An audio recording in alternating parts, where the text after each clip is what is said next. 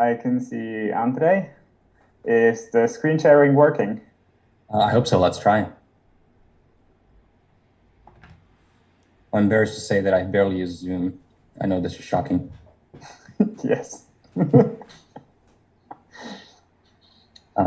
see.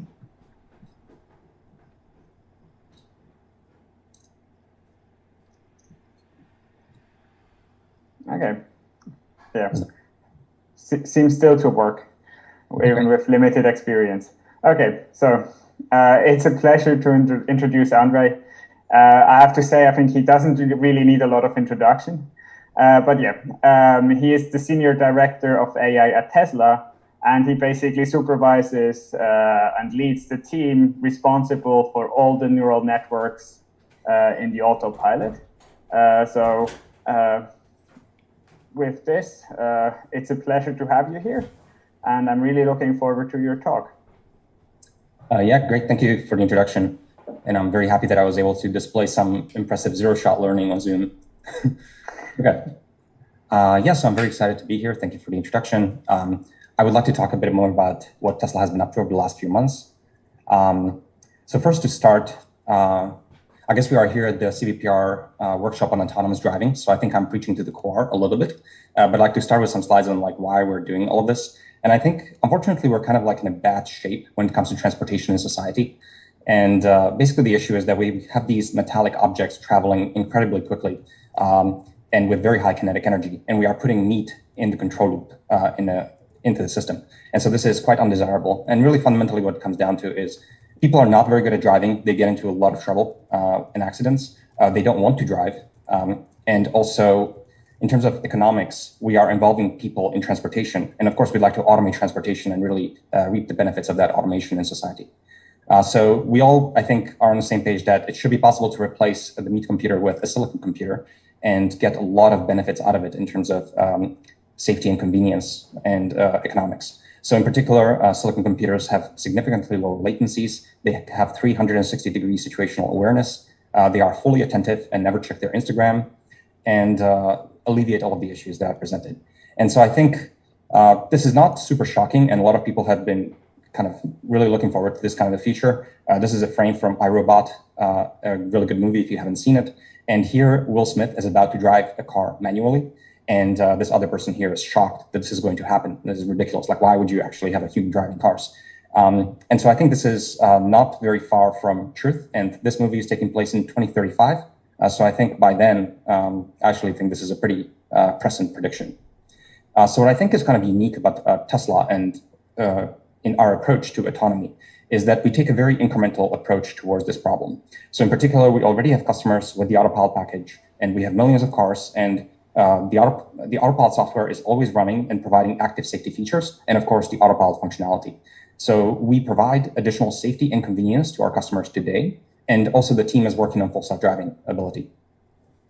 So I would briefly like to very quickly speak to the value today that we provide, just to give you some examples of what the team is up to and what we're sort of doing today.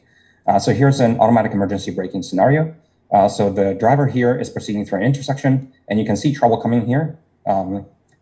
So the person kind of crept up from here, and the car sees the pedestrian, object detection kicks in, and we slam on the brakes, and we avert a collision. Here's an example of a traffic control warning. So this person is probably not paying attention, potentially on the phone, is not braking for the traffic lights ahead, but we see that these are relevant traffic lights. They are red, and we beep, and the person immediately starts slowing and probably does not actually enter the intersection. These are examples from pedal misapplication mitigation, PMM. Here, a person is unparking from their driving spot, and they are trying to turn, and then they mess up, and they accidentally floor it. So they floor it right there, and the system kicks in. It sees pedestrians ahead of us, and it slams on the brakes and averts what would be a very gnarly situation in this case.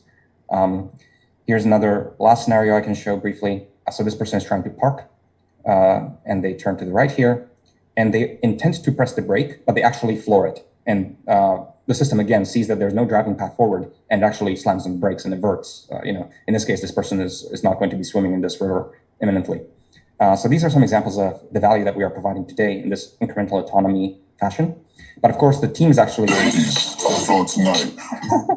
Sorry about that. The team is working primarily on the FSD functionality, which is our full self-driving suite. So here we have the FSD Beta product, and it's in the hands of about 2,000 customers. And this is an example from one of the customers driving around San Francisco. And these people are posting videos on YouTube, so you can check out a lot of videos. But what we're showing here on the instrument cluster is we're showing all of our predictions. So you're seeing some road edges, some lines, some objects, and the car, of course, is navigating around autonomously here in San Francisco environment. Now, we, of course, drive this extensively as engineers. So it's actually fairly routine for us to have zero intervention drives, I would say, in like sparsely populated areas like Palo Alto and so on. I would say we definitely struggle a lot more in very adversarial environments like San Francisco. A lot of people working in autonomy, of course, know all about that as well. So this drive ends up being a fairly long drive, and it's zero interventions in this case. Now, one thing I like to point out always whenever I show the video of Tesla driving around autonomously in these city environments is you've seen this before, and you've seen it for a decade or more. So here's a Waymo taking a left at an intersection. And this is actually a pretty old video, I believe. And so you've been seeing stuff like this for a very long time. So what is the big deal? Why is this impressive? And so on. And I think the important thing to realize, and that I like to always stress, is that even though these two scenarios look the same, so there's a car taking a left at an intersection, under the hood, and in terms of the scalability of the system, things are incredibly different. So in particular, a lot of the competing approaches in the industry take this lidar plus HD map approach. And so the idea is that you take an expensive sensor, a lidar, on the top of the car, and it basically gives you range finding around the vehicle in 360 and gives you a point cloud. And what you have to do is you have to pre-map the environment with the lidar sensor, and you have to create a high definition map. And then you have to insert all of the lanes and how they connect and all the traffic lights and where they are. And you basically have to create a high definition map. And then at test time, you are simply localizing to that map to drive around. And so the approach we take is vision-based primarily. So everything that happens for the first time there in the car based on the videos from the 8 cameras that surround the car. And so we come to an intersection for the very first time, and we have to figure out where are the lanes, how do they connect, where are the traffic lights, which ones are relevant, what traffic lights control what lanes. Everything is happening at that time on that car, and we don't have too much high definition sort of information at all. And this is actually a significantly more scalable approach, because if our product is on a scale of millions of customers on Earth, and so it's actually quite unscalable to actually collect, build, and maintain these high definition LiDAR maps. It would be incredibly expensive to keep this infrastructure up to date. And so we take the vision-based approach, which of course is much more difficult because you actually have to get neural networks that function incredibly well based on the videos. But once you actually get that to work, it's a general vision system and can in principle be deployed anywhere on Earth. So that's really the problem that we are solving. Now, in terms of the cartoon diagram of a typical sensing suite of an autonomous vehicle, these are kind of like the typical sensors you would see. And as I mentioned, we do not use high definition maps and we do not use LiDAR. We only use video cameras. And in fact, the vision system that we have been building over the last few years has been getting so incredibly good that it's kind of leaving a lot of the other sensors in the dust. And so actually, the cameras are doing most of the heavy lifting in terms of the perception that you've seen in the car. And actually, it's gotten to the point that we are able to start removing some of the other sensors because they are just becoming these crutches that you start to not really need at all. So actually, 3 weeks ago, we started to ship cars that have no radar at all. So we deleted the radar, and we are driving on vision alone in these cars. And the reason we are doing this, I think, is well expressed by Elon in his tweet. He's saying, when radar and vision disagree, which one do you believe? Vision has much more precision, so better to double down on vision than do sensor fusion. And what he's referring to is basically, like, vision is getting to the point where the sensor is like 100x better than, say, radar. Then if you have a sensor that is dominating the other sensor and so much better, then the other sensor is actually starting to like really contribute, it's actually holding you back, and it's really starting to contribute noise to the former system. And so we are really doubling down on the vision-only approach. And actually in this talk, what I would like to primarily talk about is how we have achieved vision-only control without radar and how we have released this quite successfully so far to the fleet and what it has sort of taken for us to do that. So here I wanted to show a video basically showing what the input of the system is. So we have 8 cameras surround, and these are fairly high definition cameras, and we have 36 frames a second. And you can see that basically you can actually understand a lot about this environment from this input. It's extremely information rich. You're getting a huge amount of constraints, 8 million bits roughly of constraints, per second on the state of the surroundings. And so it's incredibly information rich compared to any other sensor you may want to have in a car. And so this is the one that we're doubling down on, because this is ultimately where all the difficult sort of scene interpretation challenges lie. So we prefer to just focus all of our infrastructure and development on this. And we're not wasting people working on the radar stack and the sensor fusion stack. We only have one team, the vision team. Now, typically when we talk about vision, the reason people are squeamish about using vision is, and the sort of challenge that almost always is pointed out, is people are not certain if neural networks are able to do range finding or depth estimation of these objects. So obviously humans drive around with vision. So obviously our neural net is able to process visual input to understand the depth and velocity of all the objects around us. But the big question is, can our synthetic neural networks also do the same? And I think the answer to us internally over the last few months that we've worked on this is an unequivocal yes. And I'd like to sort of talk about that. So in particular, the radar API, or like what the radar really gives you, is it gives you a quite accurate depth and velocity measurement. It's a pretty direct measurement of the car ahead of you in very nominal situations. So here I'm showing a random image on the left, and you are seeing the depth, velocity, and acceleration reported by the radar stack for this car. And you can see that it's a bit wiggly on the velocity, so this is some kind of a stop and go scenario.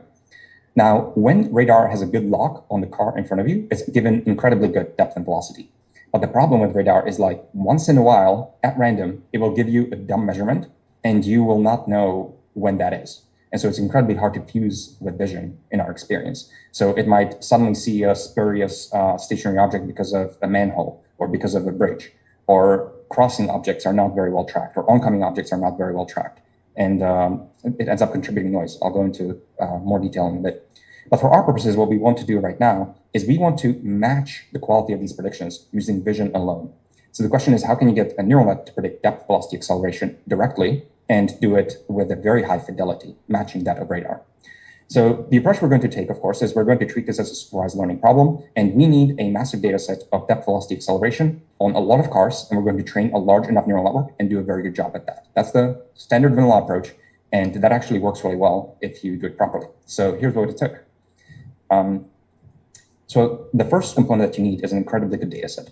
So, and when I talk about a good data set, I believe it has to have three properties that are critical. It has to be large, in millions of examples. It needs to be clean. So in this case, we have to have a very clean source of depth, velocity, and acceleration for all these cars. And it must be diverse. So we're not just talking about a single, driving clip of going forward on a highway. We really have to get into the edge cases and mine all the difficult scenarios. And I'm going to show you some examples. And when you have a large, clean, diverse data set, and you train a large enough neural network on it, what I've seen in practice is, in the words of Ilya Sutskever, success is guaranteed. And so let me show you some examples of that. So first of all, how are we going to achieve this data set? So of course, we need to collect training data. The typical approach might be to use humans to annotate cars around us in 3 dimensions. What we found actually works really well is an auto-labeling approach. So it's not pure humans, just like annotating cars. It's an offline tracker, as we call it. And it's an auto-labeling process for collecting data at the scale that is necessary.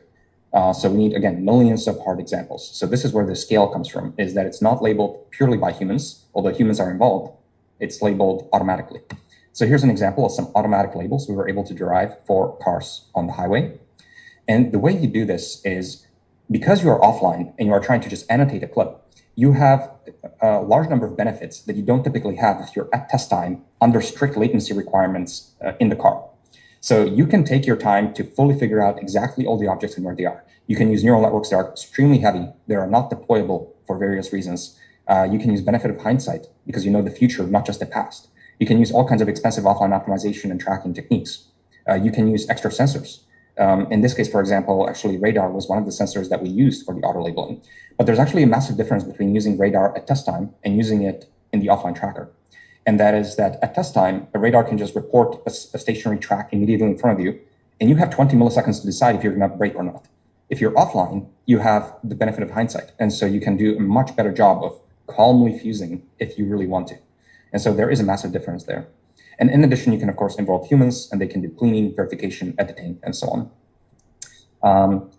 And so we basically found that this was a massive lever to allow us to reach the scale and the labeling quality. And then to get the diversity, that was also a massive fight. So here's some examples of really tricky scenarios.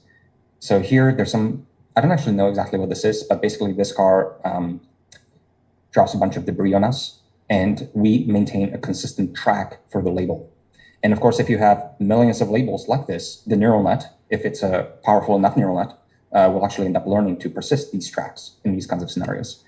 Here's another example.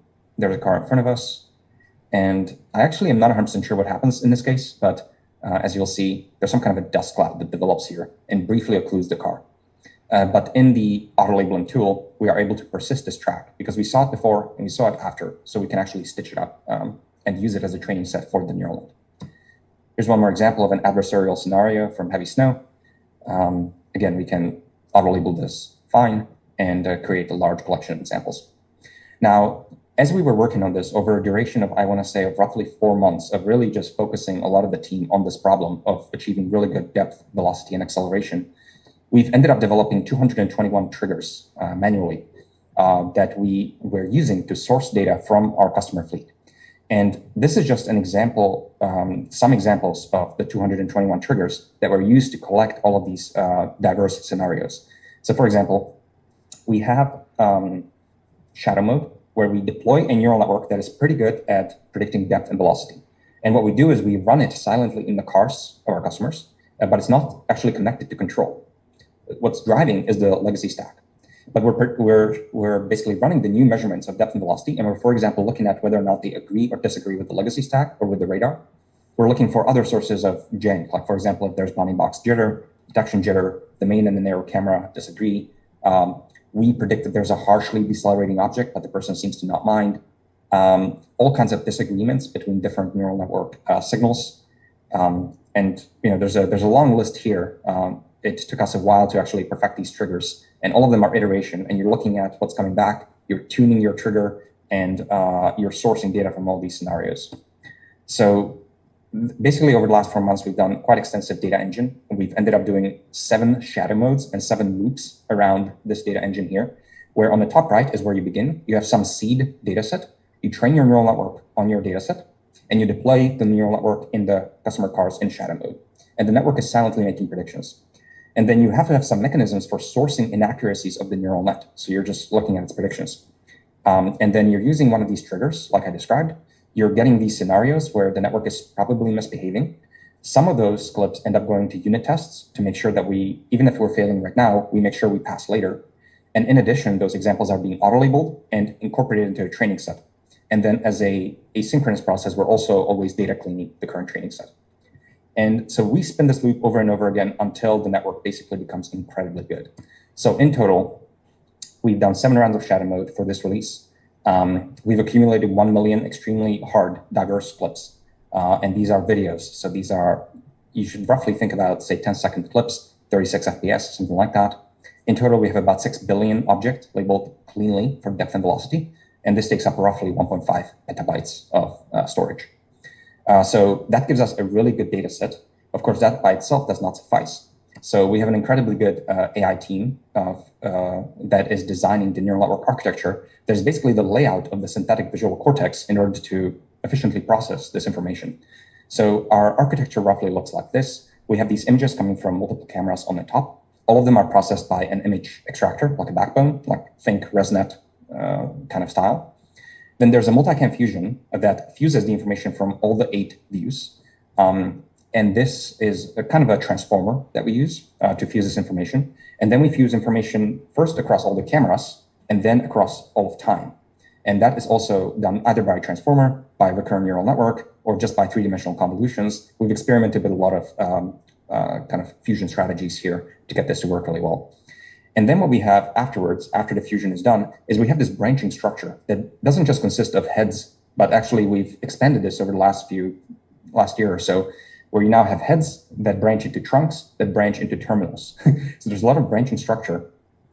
And the reason you want this branching structure is because there's a huge amount of outputs that you're interested in, and you can't afford to have a single neural network for every one of the individual outputs. You have to, of course, amortize the forward pass for efficient inference at that time. And so there's a lot of feature sharing here. The other nice benefit of the branching structure is that it decouples at the terminals, it decouples all these signals. So if I'm someone working on velocity for a particular object type or something like that, I have a small piece of neural network that I can actually fine tune without touching any of the other signals. And so I can work in isolation to some extent and actually get something to work pretty well. And then once in a while, so basically the iteration scheme is that a lot of people are fine tuning, and once in a while we do an uprev of all of the backbone end to end. And so it's a very interesting sort of mechanism because we have a team of roughly 20 people who are, I would say, training neural networks full time, and they're all cooperating on the single neural net. And so what is the workflow by which you do that is pretty fascinating and continues to be a challenge to actually design efficiently. So we have a neural network architecture, we have a data set. Now, training these neural networks, like I mentioned, this is a 1.5 petabyte data set, requires a huge amount of compute. So I wanted to briefly give a plug to this insane supercomputer that we are building and using now. For us, computer vision is the bread and butter of what we do and what enables the autopilot. And for that to work really well, you need a massive data set. We get that from the fleet, but you also need to train massive neural nets and experiment a lot. So we've invested a lot into the compute. In this case, we have here a data set. We have a cluster that we're just building that is 720 nodes of 8x A100s of the 80 gigabyte version. So this is a massive supercomputer. I actually believe that in terms of flops, this is roughly number 5 supercomputer in the world. So this is actually a fairly significant computer here. We have 10 petabytes of hot tier NVMe storage, and it's also an incredibly fast storage. So I believe 1.6 terabytes per second. This is one of the world's fastest file systems. And we have also a very efficient fabric that connects all of this. Because of course, if you're doing distributed training across your nodes, you need your gradients to be synchronized very efficiently. And of course, we are reading all of these videos from the file system, and that requires a really fat pipe as well. So this is a pretty incredible supercomputer. So this is a GPU cluster. Next up, we're really hoping that we're currently working on Project Dojo, which will take this to next level. But I'm not ready to sort of reveal any more details about that at this point. What I would like to do is I would like to just briefly plug the supercomputing team. They've been growing a lot. And so if high performance computing for this application and for training these crazy neural networks excites you, then we would definitely appreciate more help. So please contact the supercomputing team at Supercomputing at Tesla to help us build these clusters. On the left here, we have the compute nodes, and on the right, this is a network switch, actually. So the wires here is kind of like the white matter of this synthetic cortex, I guess.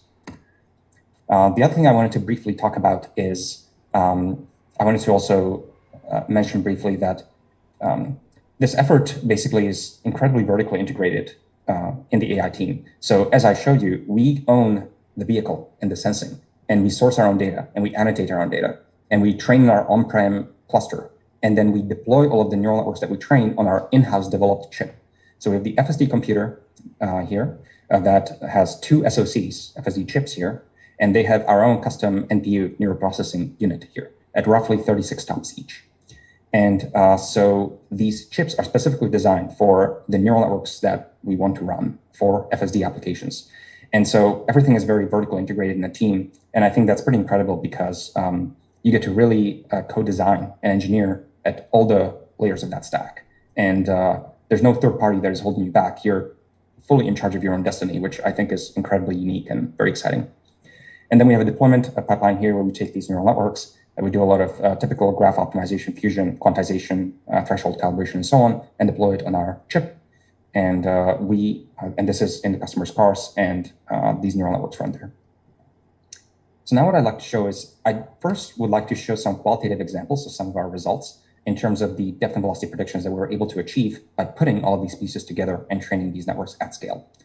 So the first example here, I have a video where this is on track testing. So this is an engineering car, and we asked it to slam on the brakes as hard as it possibly can. So this is a very harsh braking here in front of us.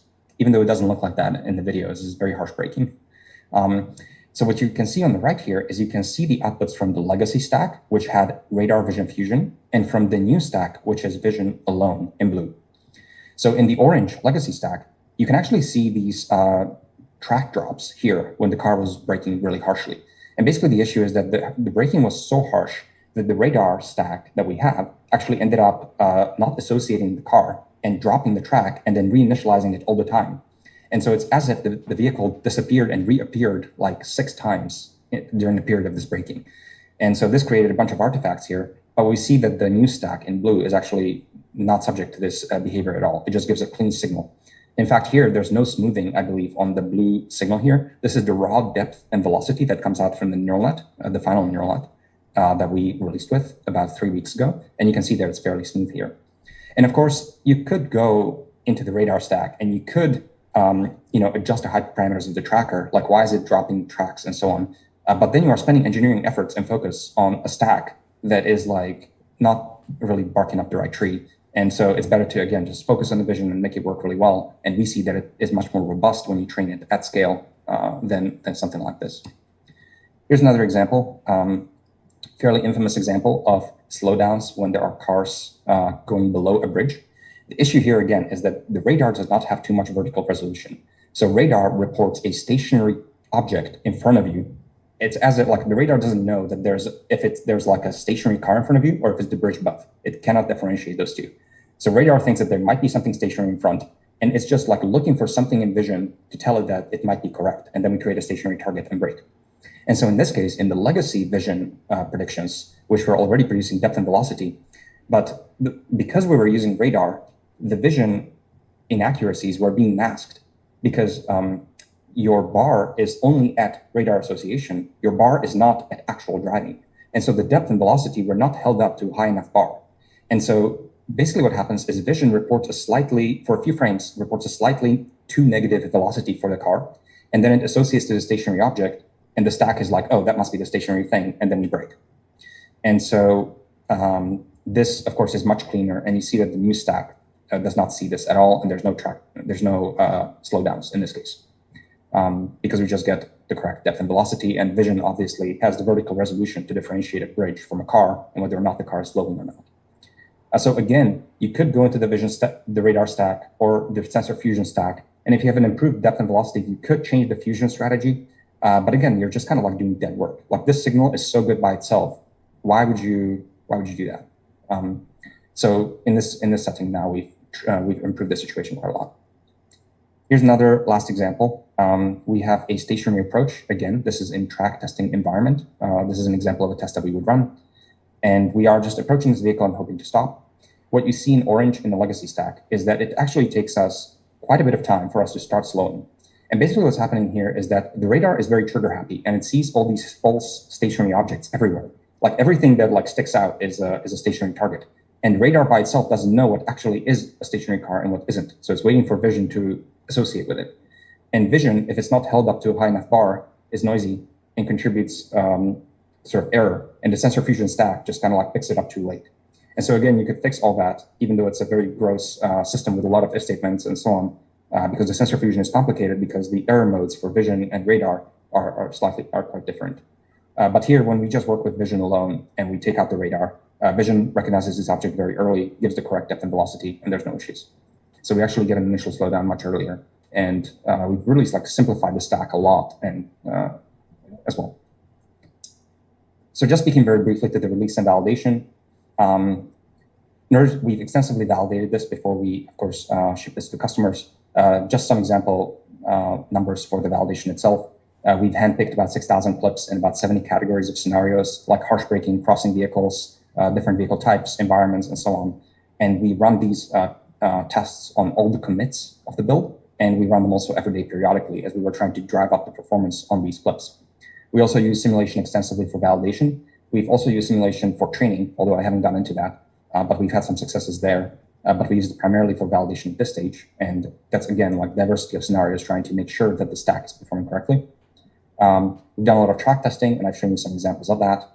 We've driven this extensively in the QA fleet, and we've also deployed this in shadow modes and seen that this stack performs fairly well. So in particular, for example, for the automatic emergency braking, we actually see a higher precision and recall compared to the legacy stack that is a fusion stack. And so having seen all this, we've actually released this. We've accumulated about 15 million miles so far.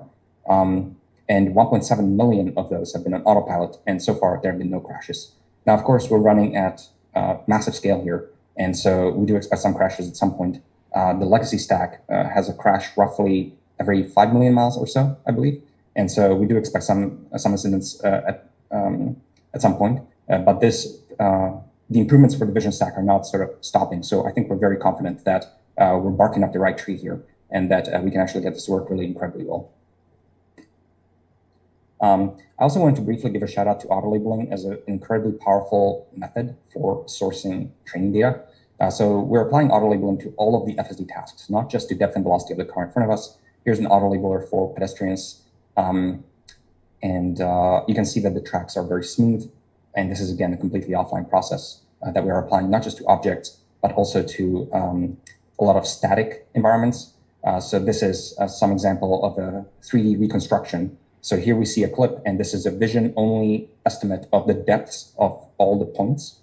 And of course, you don't actually want to really deploy these measurements directly into a car because they are too raw. So what you actually want to do is you want to, again, auto-label. And you want to really think about what is the information I really need at test time in the car?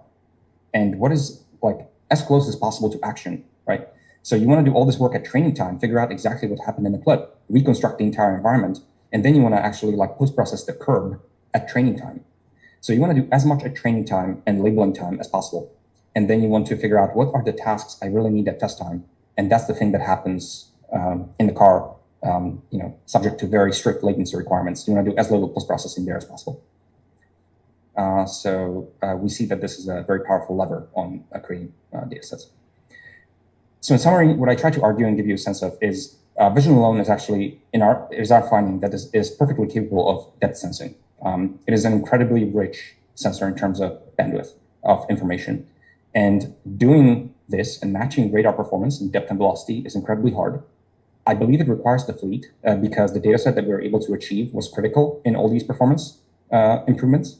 And if you do not have the fleet, I'm not 100% sure how you can source all the difficult and diverse scenarios that we did source, because I believe that was critical to getting this to work. So it's hard, it requires massive networks, a supercomputer, and a data engine, and the fleet. But all of these components are coming together in a vertically integrated fashion at Tesla AI. And I believe that this makes us sort of uniquely positioned in the industry where we are barking up the right tree, and we have all the puzzle pieces to make this work. And so if you are excited about this approach that we're taking and the networks and the work that we're doing, then I would encourage you to please apply and join the team and help us make this a reality. So you can go to tesla.com/autopilotai. It's a very simple process. You upload a resume and you have a blurb about some of the things that you've done that are impressive. And then that comes directly to us. And we'd love to work with you to make this a reality. Thank you. Thanks for this very, very interesting talk. We actually got quite some questions. Since we are already over time, I will limit it to a few. We are at the kind of nice point at the end of the workshop, so you are a bit of a rough spot that you have to answer more questions than maybe other speakers. And kind of, I would like to go as the first one into the, kind of the maybe a bit the auto labeling, but actually the thing which really is necessary for the auto labeling, and this is these, this definition of these triggers. Yep. Did you ever try to investigate if you can automatically generate those triggers? That's an interesting question. So the triggers are kind of like, they're designed based on what we're seeing and what's coming back in the telemetry from the cars. So we are seeing clips where maybe we didn't brake, but the person did, or vice versa. There's all kinds of disagreements with like human driving and the legacy stack. And we're looking at this, and typically we try to have signals of various generality. So for example, like a vision radar disagreement is a very general trigger. It can source all the disagreements. And then there are very specific ones, like maybe we struggled actually for a while when we were entering tunnels and exiting tunnels because there was a lot of brightness variation. So we struggled a lot there as an example. And we had to specifically design some triggers for that because we were not catching it with a high enough frequency. Because for any of these situations, you actually need to make sure they're represented well in the training set. So for us, this was a fairly manual process, but we do have a team basically dedicated to doing this full time, and they did this for 4 months. So I don't, how do you automate this? I think is a very tricky scenario because, again, you can have these general triggers, but I think they will not correctly represent the error modes. And I think it would be really hard to, for example, automatically somehow have a trigger that triggers for entering and exiting tunnels. That's something semantic that you as a person have to like intuit that this is a challenge for whatever reason and actually go after it specifically. So yeah, it's not clear how that would work, but I think it's a really interesting idea. Yeah. So, I thought it sounded very interesting. The question sounded very interesting and not easy to answer. Yeah. Maybe another one, which actually in somehow, let's say, 2 version showed up a bit, was kind of in your vision only approach. Kind of, could there be other sensor, like, for example, thermal image, kind of thermal cameras, which could help you in low light situation, or actually even the radar, which could kind of give you some very specific information. I think there was an example of radar signals bouncing through basically the car before you, and then you still get somehow a signal of the car, one ahead, things like that. Do you think really vision is enough, or kind of, maybe some special sensors which could give you a certain edge? Yeah, I think it's an interesting idea. I would say, like, clearly people use vision and the visual spectrum, and they make it work. And so there's an infinity sensors of varying economic costs. Actually, vision and in the visible light spectrum is incredibly cheap sensor, right? So the economics of this are very appealing, and you can actually manufacture and include this at scale. So it's a very cheap and nice sensor. And I would say that basically we have proof from humans that it is sufficient. And I would say also that vision has all of the information for driving. So I would say that basically vision is necessary and sufficient in my mind. And so we're primarily focusing on that. And you could go crazy with a lot of sensors, but I think we're definitely currently just like doubling down on that alone. Yeah, thanks a lot. I think we are now already more than 5 minutes overtime. So I let you go and don't ask other evil lidar versus camera questions. With this, I would actually like to give some kind of concluding remarks on the workshop, or better, move over to the last part. So before, I would really like to thank the whole team. Without them, this would have never been possible. So I'm very excited to be here to tell you a bit more about how we're scaling machine learning models, data algorithms, and infrastructure at Tesla and what that looks like. So the rough outline of my talk is here. I'd like to first tell you a little bit about Tesla Autopilot, what the feature set is, really what the problem statement is, what we're trying to address here. Then I'll tell you a bit about neural networks and what it takes to actually deploy them into production at scale and what that looks like for the team. And then I'll tell you a little bit more about some of the more recent neural networks that we have developed for the purposes of full self-driving. So I'll go into that at the end. So first, a little bit about Tesla and Tesla Autopilot. So as you may know, Tesla manufactures and sells electric vehicles. We have a whole array of electric vehicles. Some of them are in the hands of customers or imminently to be in the hands of customers, and some of them have only been announced. So for example, we have the Model S, the Model 3, X and Y, and then we've also announced the Cybertruck, the ATV, somewhat jokingly, the Roadster, and the Semi. And we have quite a few of these. So globally, we now have roughly 1 million cars. And for the purposes of the team, these are not just cars, these are computers. They're internet accessible, and we can both deploy over-the-air updates to them and get a lot of data from them that helps us develop the autopilot. And they're also robots, so they have sensing, they have actuation, and we're developing the brains of that computer. Now, the most basic kind of autopilot functionality is that when you turn it on in your car, the car will keep its lane and it will keep distance away from the vehicle ahead of you. We've now sort of accumulated almost 3 billion miles on the autopilot, which sounds like a lot. We then have more advanced features, like such as, for example, Navigate in Autopilot. This allows you to set a pin somewhere in the world as a destination. And then as long as you stick to the highway system, the car will automatically reach that destination on the highway system. It will do all the correct lane changes. It will take all the right forks at interchanges, and it will overtake slow vehicles ahead of you. And it's kind of like, we think of it as roughly autonomy on the highway. And the car now has to monitor its blind spot. It has to have intelligence around where it is on the highway. It has to localize the correct lane and so on. We've also late last year released a smart summon. This allows you to, with your phone on the mobile app, summon the car to you from a parking spot. So if your car is parked somewhere, you just summon it to you, and the car comes out of its parking spot with no one inside and wind its way through the parking lot to come find you. It's quite magical when it works. Also under the hood, we have a lot of active safety features that are always running and available, even when autopilot is not turned on. And we have a lot of statistics available to us because we have 1 million cars on the road, and we know how people get into trouble. And then we try to implement features that